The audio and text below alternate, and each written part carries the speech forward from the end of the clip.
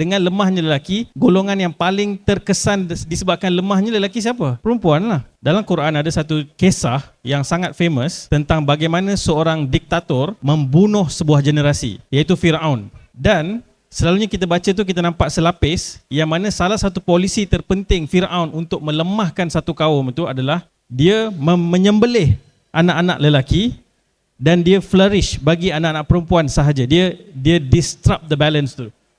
Bila dia disrupt the balance tu, equation tu immediately akan result into destruction. So dalam hari ini, dalam kita merangka polisi, mewujudkan upaya dan sarana untuk membetulkan daripada kecil ni sampailah wujud satu ekosistem yang stabil, imbang. Sebab kita memang tidak bercakap untuk menyekat mana-mana. Kita nak kena pastikan dia berada di titik imbang supaya kedua-dua. Dia bukan soal lelaki atau perempuan, dia soal kemanusiaan. Kalau tak, manusia akan suffer. Sebab dengan lemahnya lelaki, golongan yang paling terkesan disebabkan lemahnya lelaki siapa? Perempuan lah. Yang paling terkesan tu kat belakang tu. Hentikan keganasan terhadap wanita. Semua yang terhadap wanita ni kerana lemahnya lelaki tu.